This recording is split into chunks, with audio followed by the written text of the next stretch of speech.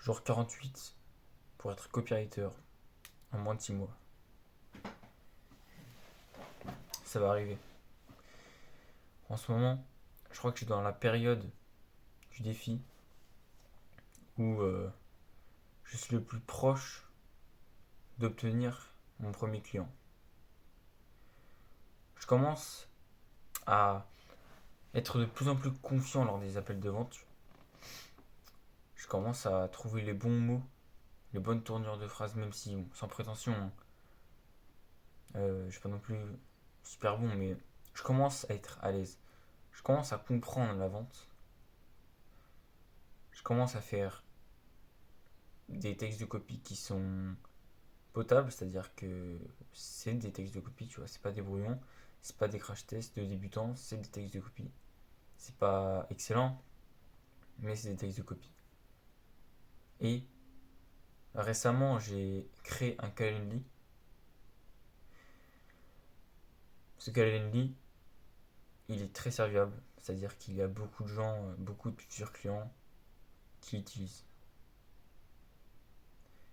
Je risque de réussir mon défi dans très peu de temps. Pourquoi? Simplement parce que mon défi, c'est de devenir libre financièrement grâce au copywriting. Au début du défi, mon objectif c'était de gagner 3 000 € par mois. Mon coach m'a ouvert les yeux et il m'a dit que je devais viser plus haut. Parce que mon objectif était copywriter en moins de 6 mois. Donc mon objectif sur 6 mois c'était 3 000 € par mois. Mon coach m'a dit de viser 6 000 € par mois.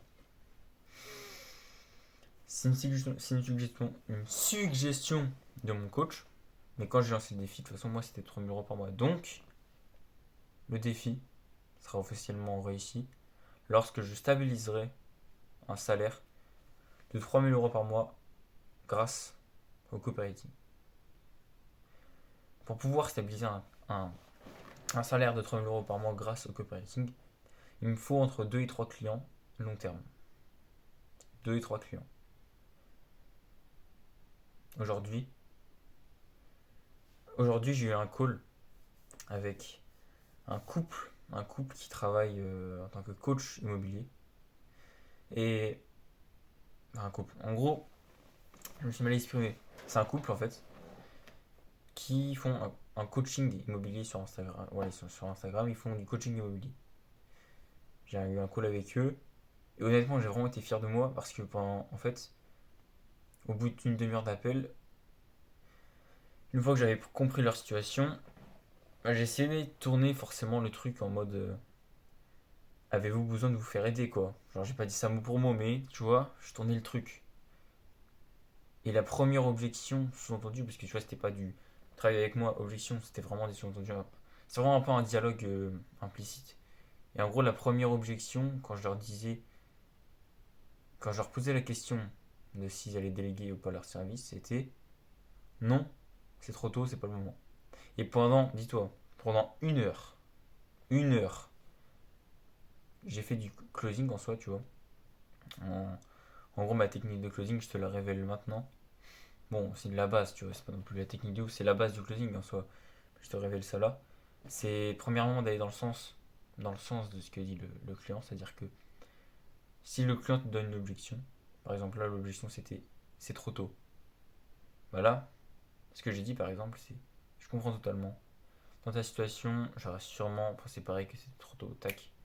Et une fois que tu vas dans le sens de la personne, derrière, tu lui poses une question qui soit va lui faire, va lui faire se rendre compte que cette objection n'est qu'un brouillard qui cache une autre objection, ou soit tu lui poses une question qui contre cette objection. J'ai dit, j'ai dit un mot qui valait pas, je crois. Non, c'est bon, je crois. En gros, tu vas dans son sens si tu lui poses une question intelligente. Cette technique, j'ai fait vraiment, genre CTRL-C, CTRL-V, genre, j'ai fait ça tout le temps. Il me disait un truc, technique, tac, tac, tac, bam, bam, j'enchaînais. Il me disait un truc, j'allais dans son sens, je posais une question. Je creusais en fait, je creusais. Et j'ai repensé à ce que mon coach m'a dit jeudi. Il m'a dit qu'en appel de closing, le plus important, c'était de d'être un bourrin, euh, de pas s'enforcer, hein, de pas se laisser plier par les objections du client, de toujours creuser les objections, de toujours avancer. J'ai repensé à ce qu'il m'a dit et j'ai pas abandonné, j'ai pas lâché le truc. Et au bout d'une heure d'appel, je suis arrivé au résultat de. C'est-à-dire, en gros, je suis passé de l'objection c'est trop tôt pour déléguer des services à dans un mois, on aura les résultats de notre tunnel de vente. Et on fera une analyse de ce tunnel de vente pour voir quel service on veut déléguer. Ce que je leur ai proposé, c'est qu'on fasse cette analyse ensemble. Comme ça leur donne un avis extérieur. Et bien sûr, bah, si je vois, j'aurais pas dit ça, tu vois, j'aurais juste dit que j'allais les aider. Mais tu vois, si je vois que leur tunnel de vente manque de copywriting, bah, derrière, je propose une offre. Je considère vraiment que c'est un client pré-closé parce que s'il accepte de faire ça, et avec ma démarche, faut pas être débile, ils comprennent que je cherche des clients. Et voilà, donc je pense vraiment que c'est un client pré-closé. En plus de ça, j'ai des opportunités, donc actuellement j'en ai 3 4. Donc je sais plus vraiment. J'en ai au moins 2, tu vois. Au moins 2. C'est des opportunités. En fait, c'est des futurs clients qui ne me font pas encore confiance, mais qui souhaitent me donner ma chance et me proposent de travailler gratuitement ou très peu avec un prix très peu bas pour voir mon niveau de compétence. Et si je leur permets d'augmenter leur avance, je travaille avec eux. Donc ça, j'ai peut-être 2 3 4 opportunités à voir, au moins une ou deux en ce moment, là-dedans. Et étant donné que je me fais accompagner, je vois pas pourquoi mes services ne pourront pas augmenter le chiffre d'affaires de ces clients.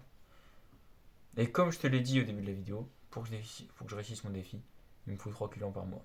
Alors, 3 clients que je régale, tu vois. C'est pas juste 3 clients, mais vu que je suis pas compétent, en fait, ils me payent pas beaucoup, non. Il faut que je fasse mon boulot. Et mon boulot, bah, c'est ma compétence en copywriting que je taffe tous les jours comme un chien. Donc t'inquiète pas que le boulot il sera fait. Et voilà, c'est un petit check-up. Cette vidéo, c'est un petit check-up. Parce que faut pas oublier que peut-être qu'aujourd'hui, je suis proche du bout. C'est-à-dire que j'ai pas encore closé mon premier client. Mais j'ai un code de R2 qui s'annonce prometteur parce que je vais faire une offre. Je devais le faire ce matin, mais le mec m'a ghost. Mais il va reprendre un appel, il m'a dit désolé et tout.